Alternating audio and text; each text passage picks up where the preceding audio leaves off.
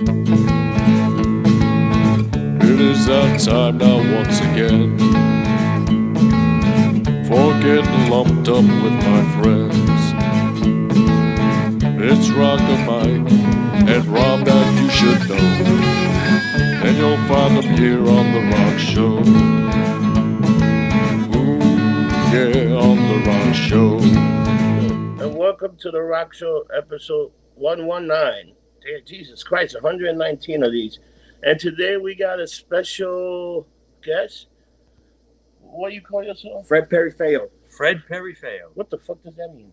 That means I love Fred Perry and I'm an ugly motherfucker. Yeah.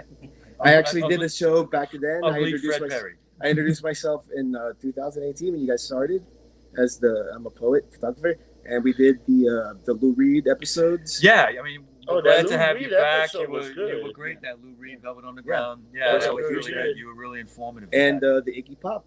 Yes. Yes, so you did show up on the Iggy Pop. And I just want to say a shout out to my boy Jerry Smiley, who's part of what we're going to talk about. God bless him. I miss you. I really do. Yep. So today's show is on Oi music, the history of Oi music. Who's that? It's a genre. It's a genre. It's not a person. You know what? I'm not gonna lie to you. I have no idea what the fuck that is, and it's a whole culture that it even is that the one where they got the skinheads? Yep. Yes. Well, skinhead, not skinhead like the racist skinheads. I think that's why Mike invited me to this. Well, the reason I wanted to do a show on this, the history of Oi music, is it's very misunderstood. Okay, you have that racist element to it that really has nothing to do with what Oi music is. Oi music, or skinheads, or skinheads in general. I mean, when people say skinhead, they think that's not what it is. Okay, unfortunately, media and whoever they co-opt it into something. You know, like originally reggae had almost the same kind of thing. We're going to talk about that. Yeah, well, that's what it was nothing about racism. No, it had nothing to do with that. So, what's the definition of Oi music? Well, officially, it's a subgenre of punk rock that kind of originated in the UK in the late 70s. Now, it's also, the idea of it was about bringing punk, skinheads, and other kind of disaffected working class youths together. Famous guitarist of the band The Business, Steve Kent, kind of sums it up very well. He said that Oi music exists because in punk, there was these trendy university people using long words, trying to be artistic and losing touch with everybody. Yes. And I think that there's some truth to that. I think that in England especially, not to take away from anybody going to art school, but it was like punk was meant to be a street thing, and then you had these kind of more like intellectuals getting into it, and that's fine, but they wanted, the idea of Oi music was to bring it back to a street working class level. Right. Okay. Now, it actually goes back further, okay, because we was talking about the 70s right there. It actually, the skinhead movement goes back to the 60s in England, and it was based on what was called ska music, rocksteady, and eventually reggae music. All right, and the mods and the mod scene in it the was 60s. a mix of a lot of weird shit. Yeah. It was like that genre. It was like its own genre. Like, it was the West Indie movement to England after World War II, and you had the Jamaicans coming in, and you had that music. But before that, a lot what the English kids were doing, and think about it, this was after World War II, so kids were making money, cultures were divided. But there was an influx of the West Indies going to the United Kingdom. There was first of all, the mods were really just working class soul music. They were just soul music, yeah. And actually, they're the ones who made the Fred Perry Fail, which is what I like. Anyways, they're the ones who brought that because it looks cool. But they took it from the American preppy East Coast look. Yeah. So that's where the skinhead actual image, the button-down shirts, the Harringtons, the boots came from what I understand, talking to a skinhead back in England, and actually came from when it was ending of the war, right? And those were the things to Well, wear. it's probably military surplus. It was a military, yeah. So that's all they had left was Yeah. army boots to wear. They exactly. were So no regular like, boots. For so people. like, so when the mod thing started, those were the kids who were revoked against the rockers. Yeah. And you had like, they dressed well because they had money. Their parents fought overseas, and, all that. Yeah. But skinhead really came from when the West Indies moved to help rebuild a city in the destroyed by 50s and early 60s, there was a immigration of West Indian, particularly Jamaicans people moving Jamaicans. back to England. Jamaica was a colony. Yeah. Okay. By 62, 63, Jamaica got their independence, but there was still an influx of people moving back to England. And to this day, people from Jamaica and England go back and forth. Yeah, and Guatemala and Central America. Yeah. But that's where like the whole you took this culture of mod, which was American soul, African American music that probably wasn't as influential as, for example, the Curtis Mayfield or anything on Motown. It was more Motown. It was more Motown. Curtis but Mayfield. then you had the blues, like everything originated so from you the had blues. you had these white kids who in England who liked it, and then you had the influx of the Jamaicans who came in with which is now there's a great scene in the movie Quadrophenia, the Who movie, okay, because that deals with mods and rockers, and that very early scene, like right before the Skinheads. Right, that was right before the Skinhead scene. Now there's a scene in there where the lead guy the mod guy, he goes into the mod club, okay, and they're playing "Do Run Run" from the Crystals, okay, and they're all dancing to it. If you listen to early Who, very early Who, like My Generation, and before they were the Who, they were called the High Numbers. Yeah, the High Numbers. And they played all soul music. That's what they were. They were mods. Yeah. Okay. Well, then you can also go back to like Slade. Well, Slade came in the late 60s, and they took on the skinhead look, which their manager told them. Even the they Sweets, weren't.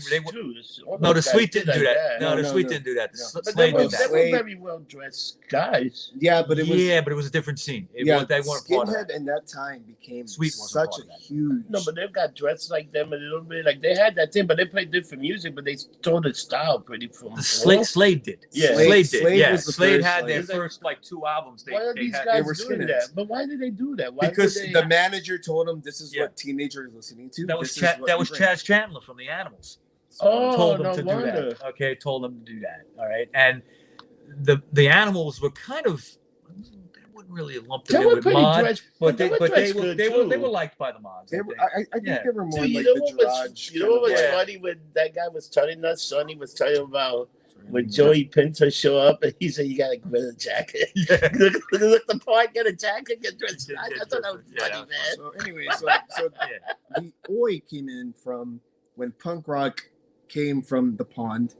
Well, but before you get into that, Feo, in the late '60s, mid to late '60s, when reggae music was starting to pick up, it influenced all the Jamaicans in England. Okay. Yeah. So what you got to remember about the UK is it's a small country. It's a small country. So you have this huge influx of Jamaican people, and their culture is kind of taking over. Right. In a sense, and the young kids are accepting it. Young white, especially British the working kids. Class British kids. Yeah. The working class kids are accepting it because what's happening is they're coming from Jamaica. They don't have a lot of money. Where are they settling? They're settling in Brixton. They're settling in other. The East End, Birmingham, working class UK neighborhoods. But they're rough neighborhoods. They were rough neighborhoods. And these guys all hung out together. Now, eventually, there would be a reggae influence with punk rock. I mean, these guys, the guys in the Clash grew up. Don Letts, we can. Don Letts. We could talk about that after.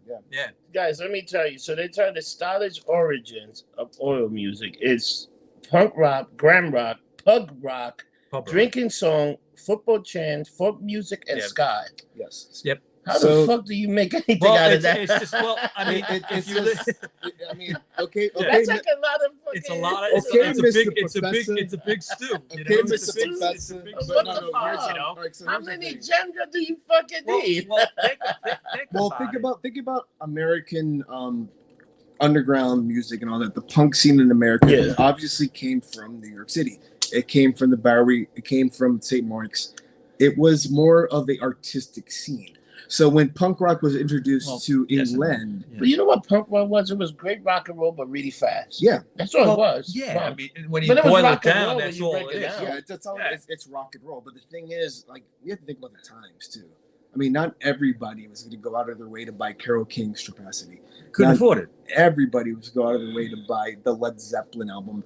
They Yeah. were going to go buy the Ramones record, which was like Yeah. probably like $3. They were going to on their Well, it way. went right to the cutout bin. Yeah, they were on. You know, yeah, didn't well, sell. the Velvet Underground. Yeah, Which I don't know if you yeah. guys know this. When vinyl was being sold as like gifts for like when you buy a record player, Yeah. it was the Velvet Underground record. So that's how a lot of these English kids and American kids They got picked up into on that it. stuff. Yeah, they picked up. So on when it. it comes to like the whole genre of oi is really just an offshoot of punk. Oi is probably the It's a first. subgenre. It's a subgenre that came from punk, Right. which in before the during.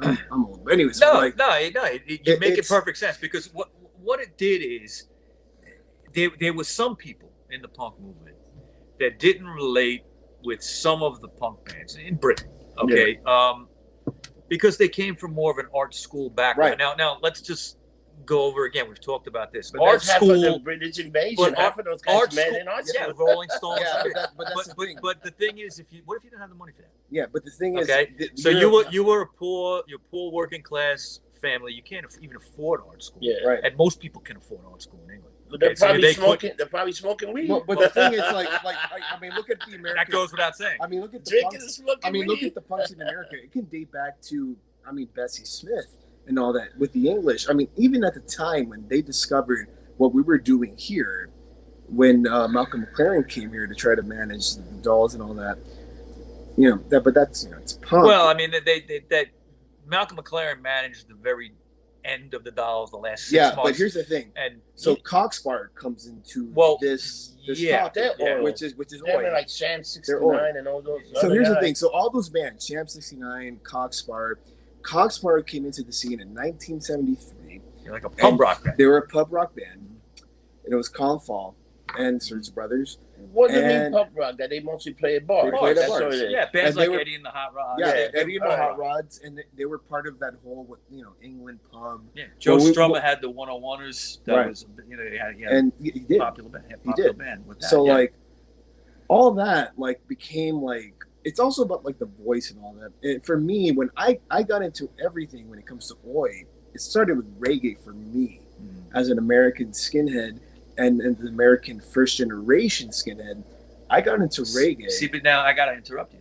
Okay, you are actually very unique because you're a younger. You weren't around in the '60s. You're No, not first yeah. generation. No. So Well, I'm you- first generation as far as first generation as far as what that's supposed what to my be. family came in. Right. But right, I right. got into skinhead in Guatemala, and it was the Jamaican influence. But I remember being a kid, seeing the hardcore Latino Dominicans, Puerto Ricans with the boots. You had your Irish kids, you have Jewish kids. It had nothing to do with There was no race. there was element to nothing it. about that. But It was about the music and it was about You the know, music. you know what's another thing about the UK that always fascinated? You can be a real shitty band here, and you go over there, and they fucking love you, and you can do hits over there. There's so many yeah. bands. They have a different. I mean, the New There's York so many, Dolls there's so had- many they have a bands different here that they sensibility. started here, right? They started in New York, right? Right. And they couldn't make it here, so they went to England, and it's like, oh my god, this is like, and they were much more acceptable Well, to new for music me, than for Americans, I think. Well, for me, You know? skinheads I've met during the 70s, skinheads I met who were part of the 1969 Spirit of '69. Yeah. They told us we liked punk, but we didn't think it was real because it was an image thing. And if you got made fun of for looking kind of preppy and all that, that's where skinhead came in, and that's where oi came in. And then let's talk about, the Foreskins, Hawks and Tom McCourt, who was a suede head. Yeah. But all four members, the original members, were actually skinheads. You had the rockabilly, you had the skinhead, and you had the punk. And then you had the Cockney Rejects, who was Jeff Sticky Turner and all that. The West, the West Ham kids. Yeah. You had the Business, Mickey. You had Blitz. Mickey. Yeah, you had Blitz. Blitz. So Sham 69. So I feel like those bands were these this scene is kind of cool, but they're artsy kid. Where these lower, class kids from England, Yeah.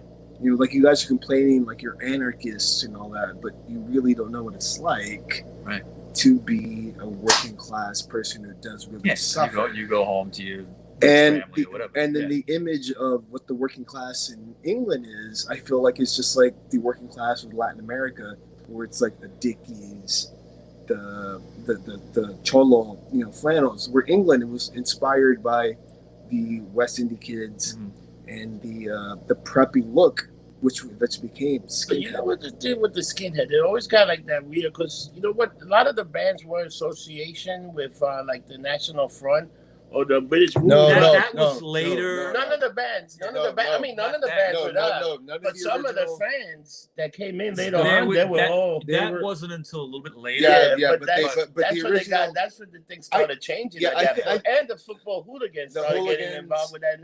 But they were. But here's the thing. But I think the football hooligans started in the beginning. I think the Oi, when Oi came out, it was like what the English artistic kids were doing. As not compared to the American, I mean, we're a big country. Yeah. You know, and New York City is a center. It's a center, but it's not, it's more of an artsy scene. You come in to be an artist, a photographer, a writer, a painter, a musician. We're there. Now you can't afford it. No. But like, I feel like when Oi started, and I think Joe Strummer said it best, the Cockney Rejects. Were the voice. I mean, they had the song. What? They have the song "Oi." They invented "Oi." Yeah. They invented the term "Oi." Oi actually, technically, it's a Cockney slang version. It's Cockney slang. Hey, like hey you, hey, you say like "Oi." Hey, Oi. You know, like trying to get someone's attention. Oi. You know, hey you. But I mean, Joe Strummer said it best, and Joe Strummer was there from the beginning. But I think what the Oi movement was actually disenfranchised English people who were seeing like people like the Sex Pistols, the Clash, becoming successful, but they were artsy kids. Here are guys whose family actually did grow up in poverty, first generation Jamaicans, first generation Irish. Like, you're talking about anarchy, but we're actually the ones who are suffering. So I feel like when the Oi movement started, and then you bring in like the soccer type of culture, the hooligan or casuals as they're known as. Yeah. And you bring in like skinheads who revived in 1975 because of, well, actually 1977. My apologies. Because of the punk movement, it was a react to you guys think you're rebellious, but you have guys like Hawks Atomic Court from the Foreskins. You have Colin McCall from Cockspar. You have Jeff Dickey Turner from Cockney Rejects. These were the English managers like, you guys really don't know what it's like to suffer. And I think that's where Oi was really a split from the punk movement. It was still punk. But they had the skinhead involvement, which introduced the style of the and with that influence, it brought that style. And then unfortunately there was that political. Well, that would take boundary, a little time, but like because there was a few years. But like, if you look at skinheads from 1967 to 1969, they were dressing like American preps. Because that's where they got their look. That's where the heritage came from. The sheepskin. I mean, we were in Tompkins Square. They all look like preppies.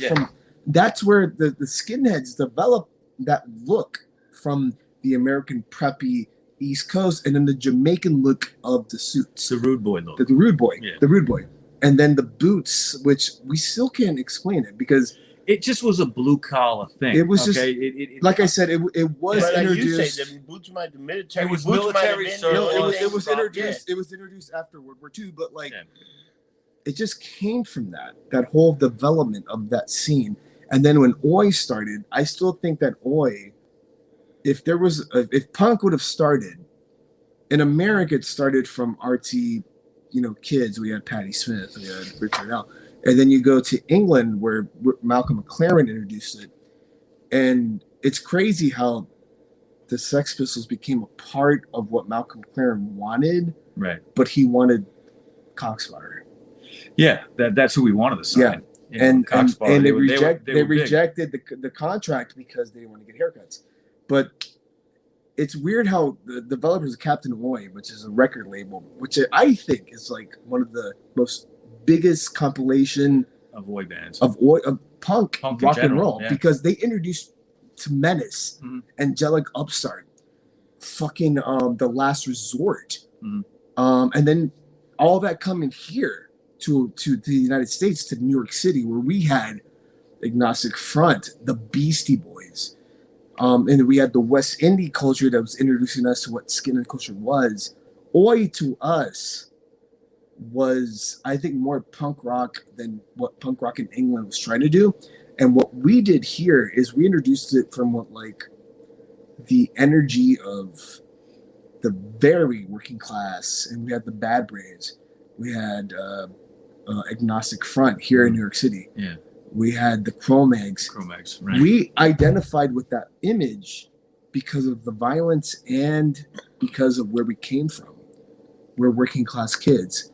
Punk rock is cool, but we don't identify with you because a lot of you guys are from the Upper East Side, Suburbs. the suburbs. Yeah. You know, you guys came here from Yonkers.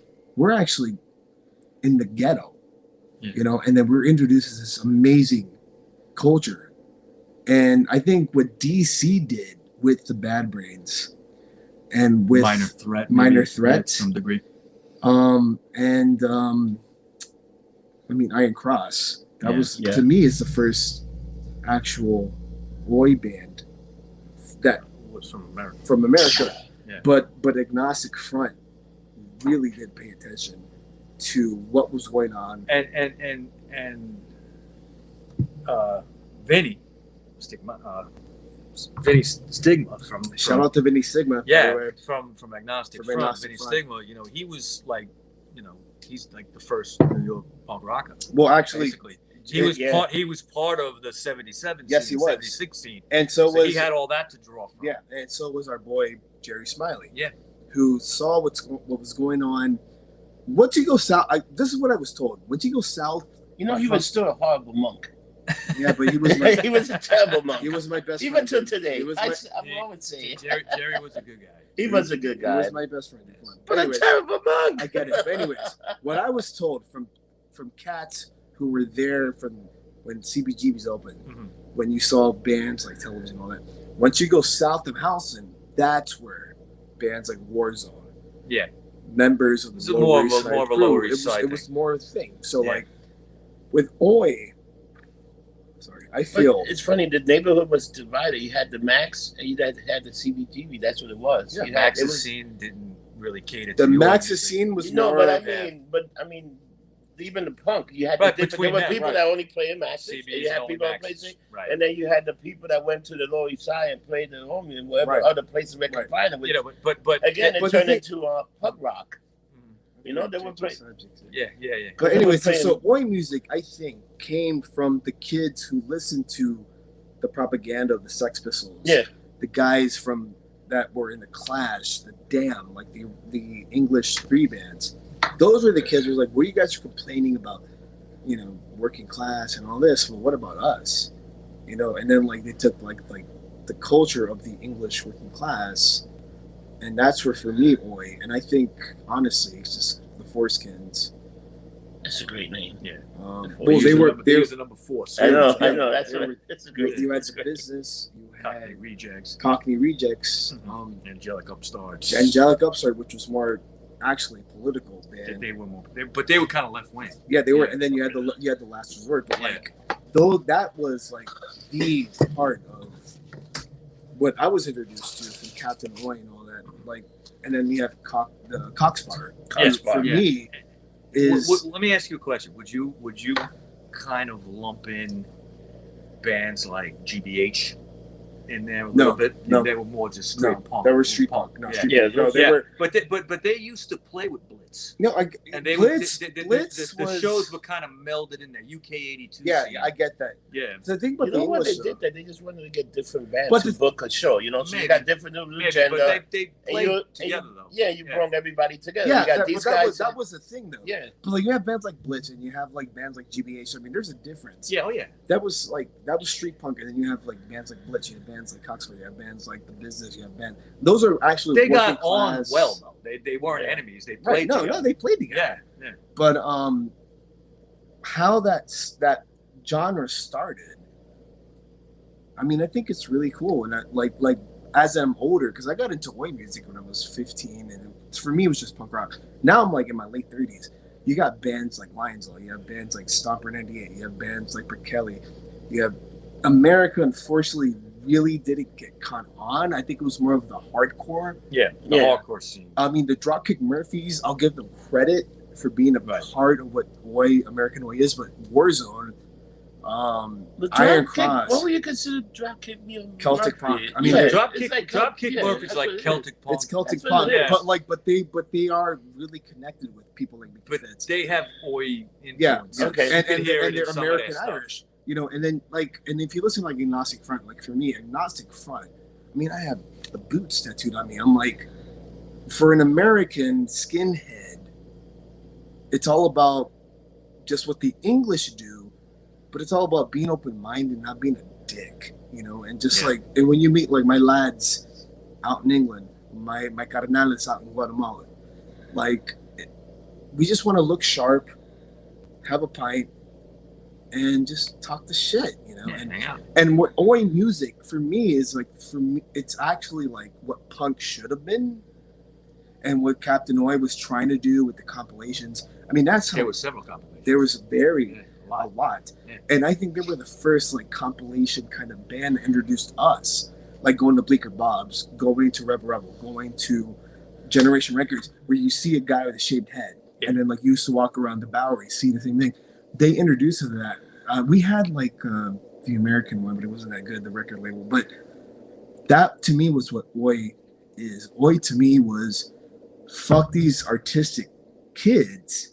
Just gonna keep it real. We're gonna talk about what England has, and then we got inspired by that as Americans, as working class Americans. Right. With the image and all that. And let's talk, let's be real. I mean, the boots look cool. When you're wearing a pair of boots and braces, you look cool. But oi, to me, there's very few bands that would connect to it. But I think when oi started, I think it was pretty much what the punks wanted to be represented, but they weren't. Just like Agnostic Front said, when there's punks in the Bowery, they're all rich kids. Yeah. Right. But when there's a fight going on, it's the skinheads showing up. And the skinhead connection to that is just the working class image. And there's a lot of, you know, the American cholo, the Hispanics. We shave our heads, we wear khakis, we wear boots and braces. But I just feel like that's an amazing connection. And I feel like people nowadays should still listen to it, because it's Coxbar. They don't write songs. They write anthems. Every song's like they write anthems. Yeah. Listen to all these American football clubs. And they don't come around that much either, Coxbar. No, they don't. But listen to American Seattle Sounders, like these American soccer clubs, singing, chanting Coxbar.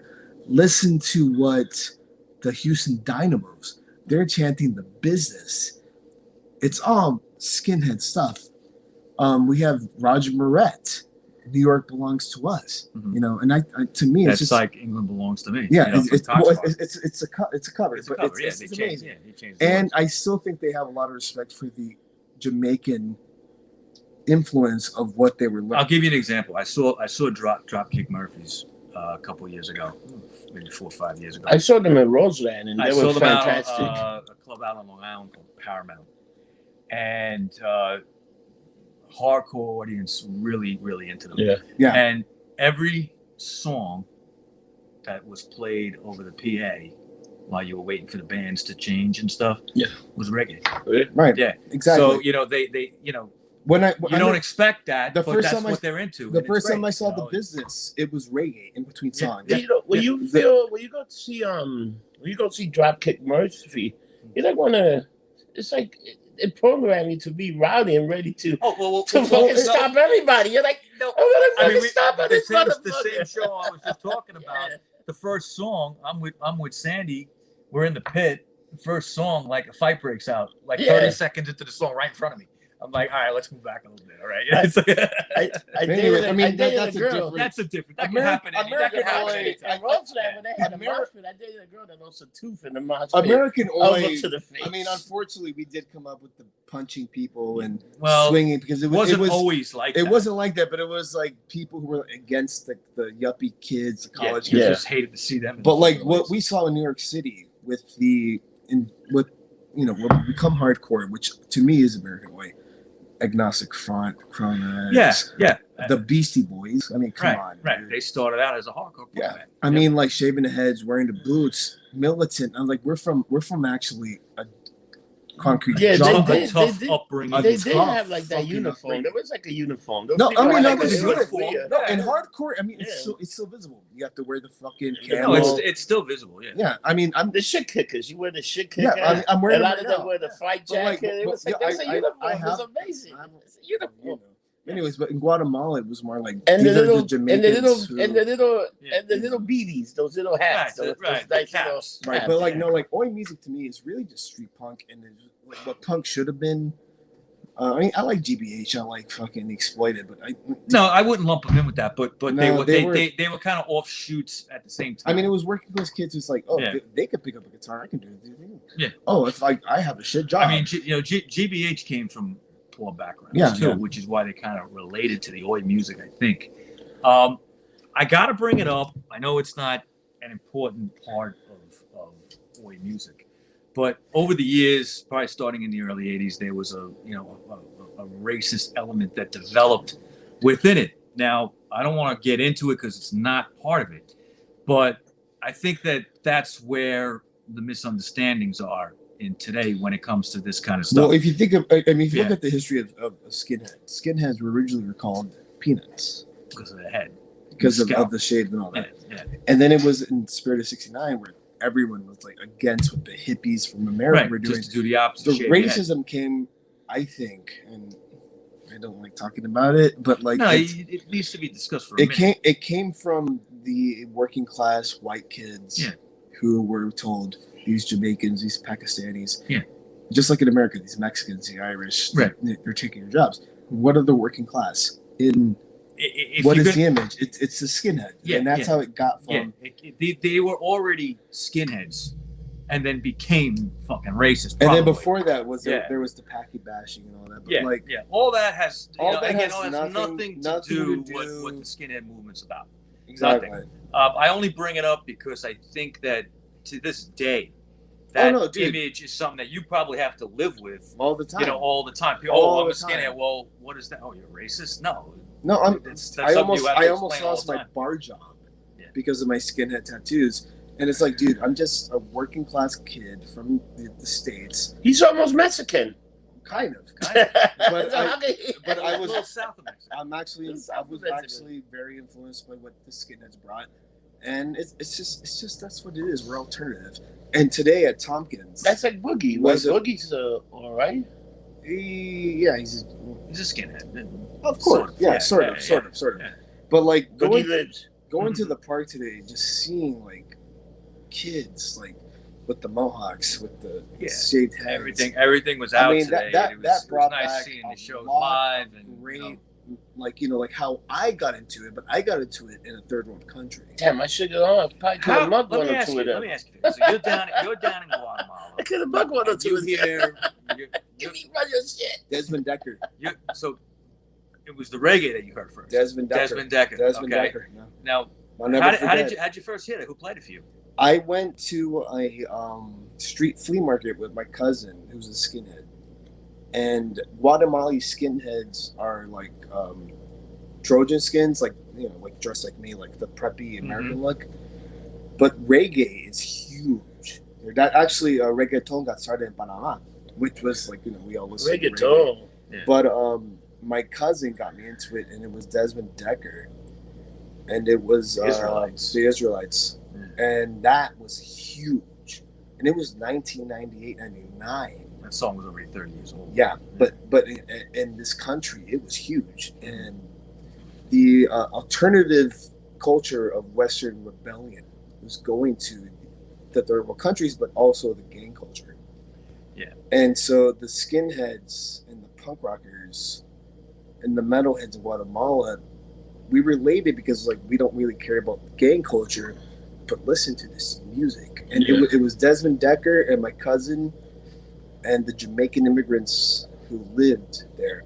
And then like a week later, I saw the Boots, and I was like, that reminds you of like, you know, American kids. Like, you know what's funny in the United States, when you went to shows in the early, like even in the '90s, you always had like that element, like the skinheads just hang out with their own group, the punk just hang out here, and then you have like the metal rockers, the guy with the but today there was divisions, like there was like there's tribes, It's amazing how that in every show that you go to is like that, which I always find fascinating. Today I think was so cool because we all just didn't care.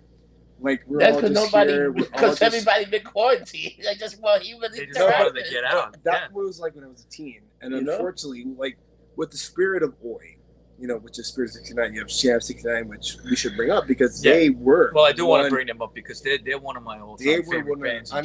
They were like the first one to bring that up. Yeah, and Jimmy Percy. I mean, do you know where the name came from? I've heard the story. Hersham, which is their soccer club. Yeah, 69, the Spirit of the Skinheads. Right. So they were the first ones, and they were all connected to the Coxwire, the Cockney Rejects. These guys are connected. When you talk about the Foreskins, they were all West Ham guys, and then so was the Business. And then all of a sudden you have Sham 69, which introduced that club.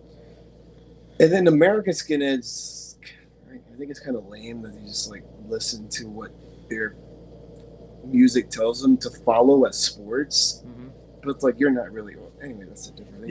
Yeah. One thing I loved about Sham 69. So you told me about oil. You will have to follow a soccer club. No, it's kind of stupid. So why English are into soccer anyway. Yeah, no, they bring it up and it comes up. It's just so stupid. But with Sham 69, we should do a show on him one day. Just on them. No, Jimmy Percy. Jimmy Percy was great. He's the one that introduced Skinheads to punk, and then like it was like a bridge between the two. But there was no Oi music. There was no term for it when Sham 69 was out. But it was just punk rock. But it was different. It was stomping. Yeah. It was almost more in common with Slade. Red London, something like that. I think it's one of the greatest. And I always give them props for them having the balls to do the Yardbirds cover, Mr. You're a Better Man Than I. Okay, and the way they did it. Because in 77, 78 or so, when they did that, if you were a punk band in England covering something from the 60s, people were like, you're an asshole. You weren't supposed to like The Who. You weren't supposed to like the Yardbirds. And they actually covered it and released it as a single and went on top of the pops and did it. Wow. And I always give them props for that because it's a great song and they did it great. And it took a lot of balls to do that. No. They were actually, to me, were the first ones to be like, we're actually working class skinheads. Yes. Like, it wasn't. There was a working class element. Like, they were the first ones. And, I mean, that's to me. And then you have the American side. And Percy. You know what's right? Like, the first time I saw, when I saw like the Mighty Bostonia, I couldn't place Boston. I couldn't place them. They weren't like rock and roll. They weren't punk, but they weren't rock and roll. They were like ska. And that's the first time I ever heard that. I see, what the fuck is that? And then I started looking, and then it went to all this shit with this gender where somebody would say, oh, they come from the roots of this and all the music. Well, roots of reggae, which is ska. Reggae. It was more reggae to me than anything else. It was really cool. They had almost that reggae, especially with the way they did the music. Here's the thing about Oi, like now in my days, I mean. Are there any oil brands now? I mean, yeah, there is. There, like I just mentioned, there's Lions Law from France. There's Perkelly from Sweden. But the problem is who listening to that? No one. Because the thing is, like, Oi music is just, it's a very touchy subject when it comes to, like, shit like that. Combat 84 and all that shit, which I like, but they have that far right element. Yeah. Or right wing element. Right wing element. And you have, which I don't like talking about politics. But anyways, they have Perkelly, which is awesome, but like it's a hipster on guitar. You have fucking Jenny Wu, who started out in the scene as an acoustic guitar player. Do you think skinheads like hearing fucking folk music? No. And like you look at the photos, it's like you look at the photos. I don't like hearing. But you have bands that like Blood and Gore, and you have fucking Stomper 98. Oi is just, you really can't really say what it's like. I mean, you can call fucking the Distillers Oi, which I think they're shit, but like, I wouldn't call them that. They're more like it's fashion sort punk. of fashion punk, but I do have that one. Well, I didn't mean to say that. I mean, you can say like, well, for example, I do have their first album. I have to admit. The Old Firm Casuals. I do not like their fucking music. I mean, it's like you're an American from Los Angeles who played for the Last Resort, and all of a sudden you're a fucking skinhead, and you are talking about hooliganism, violence. It's like, dude, why did you do this? Like, why would you even bring that up? Like, you're almost like, whatever. Yeah. I mean, but American Oi for me is going to be fucking Iron Cross, Crucified, Skinhead Army. It's going to be Agnostic Front. Yeah. Even the early Beastie Boys they were briefly, yeah. But like, no, Oi to me, it was what punk should have been when it went. The Beastie Boys is a group that I put like in their own gender, because when they came out, they were like punk, rock and roll. Yeah, like, no, but they were really great. rich and rap. They were kind of in the middle of that. They were But like then they everything. went just the rap direction, and that was it. But they were like, but they did a good job. They were like one of those bands that they were like. But anyway, like for real, like Oi to me, like talking about the show, which I'm glad that you invited me to. Oi to me is just like American, anything around the world, working class. Just do what you want to do. They were a fusion band. And like just a weird fusion. They had they fusion everything together. That's what I'm saying. I just think like you just bring everything into the table. Yeah. Honestly, I think Oi music is actually like the only form of like that kind of like rebellion where you can be just welcomed in. It doesn't matter. Yeah, it doesn't matter what color you are, what race you are, sexual attention. No, they don't care about that. It's just like it's not about that. And like going to the park today, that proved that what like the influence that we got. And let's be honest, I'm wearing like look at but I was influenced by that. But at the same time, they were influenced by us. And I think that Oi music, street punk, is a very important part of our scene, and unfortunately New York is losing it, but I thought it was until I went to the park today. Do you think that now we're on the back end of the pandemic, do you think it's going to make a comeback? I think punk will make a bigger comeback now. No, I don't think so. I think hip hop. I think punk is cheap. Hip hop is too much. No, it's glamour now. But You think hip hop is glam? You think glam rock? I think it's glam rap. But I could see that. Like a bunch of little putos with tattoos on the face. But I think that it's a lot of posers. It's a that's but what me. it is. But like I told you, when I saw they've gone as far as they can go with it. I was walking to the park. See where it can go. I can see. I can see punk making like a little surgeon because punk is that easy. You don't really need a lot of money. You need a small band. Very short. No, but honestly, I think Oi. I mean, there is a difference. There's a difference. Street. And punk is good for the ADD scene. You got this whole ADD. The Ramones would be rich now with a 1 minute, 3 minutes, 2 minute, 1 minute song. That's the attention span. Let me just say one thing. Now, to have any kind of scene, punk, Oi. You need venues, hip hop, whatever. You need venues, and also you need cheap apartments, cheap land. I mean, that is coming back. Well, we have seen it drop off in rent and stuff like that. Is it going to be permanent? I don't know. No. I don't know. Things would go back to normal like in 5 years. Well, anyways, but Oi music, by the way, Oi music to me is a big part of me discovering who I wanted to become or not even become. Bands like The Last Resort, Coxfire, The Business, Mickey Fitz, rest in peace. Yes. That helped me identify who I wanted to be. Okay. And then coming from New York City. It gave you a sense of yourself. Yes, it did. With the working class of Third World. Yeah. And then you have Desmond Decker, Toots and Maytel, which we went. We saw Toots together. That was a great show. Toots. Right when he died last year. And I have my number tattooed. Wow. And then bands like Agnostic Front, who I have tattooed on me. Bands like the Chrome Migs. Bands like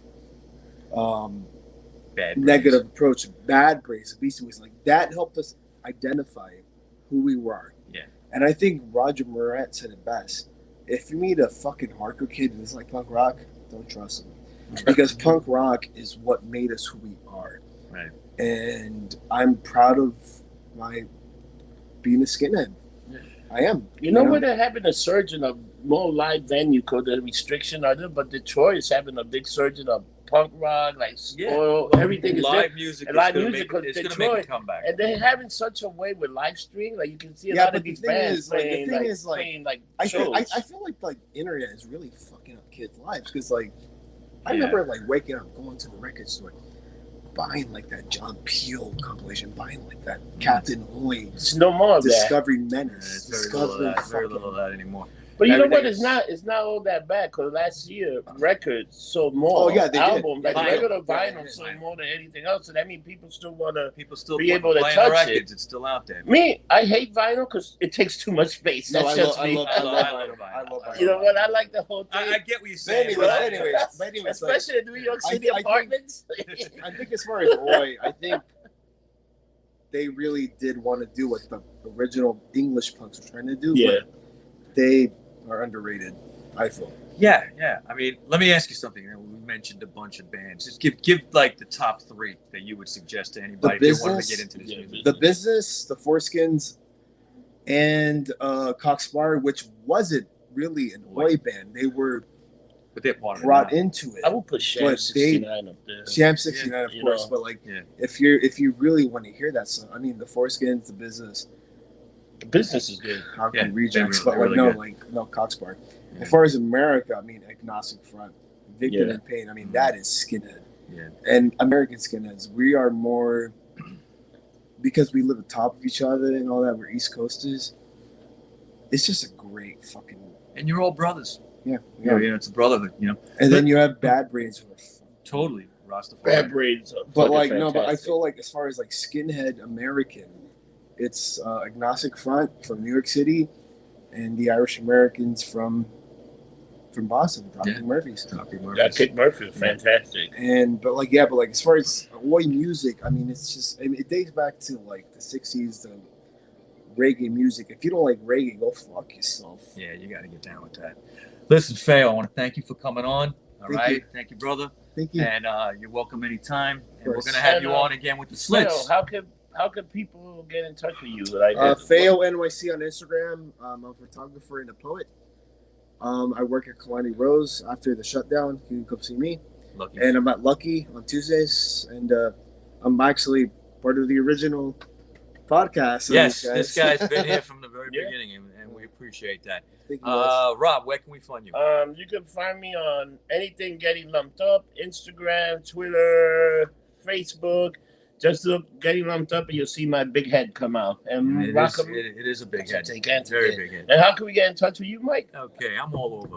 RockerMike 212 on Instagram. I am on RockerMike on Clout Hub, RockerMike on MeWe, RockerMike on Parler. I'm on Facebook under my real name, Michael Baker, and we have the Rockshow podcast group page on Facebook. I'm doing a little 72-hour Facebook jail session right now, so don't look for me there. But by the time you see this, I'll be out. But always in jail. Always just fucking running my mouth. I can't help it. So thank you very much. Thank you, Fayo, for coming on. And you're going to be on real soon with all you skinheads. Jerry Smiley, I miss you. Yeah. Vinny Stigma, my hero. We'll see you soon. And Jack Newmark, shout out to you again. And Jack, yeah. We also got Maddie. We got Maddie. Maddie, the cameraman. And if you're interested in the foreskins, holla at your boy. And to that, another end of a great show. And what remember, do we always say? Don't get drunk. Get lumped up. See you next week.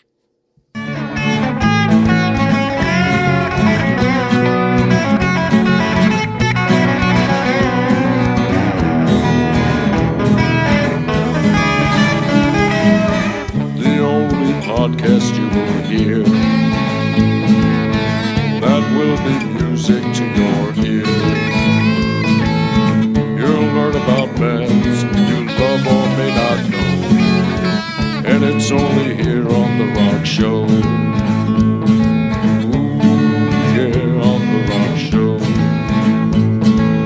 Ooh, yeah, on the Rock Show.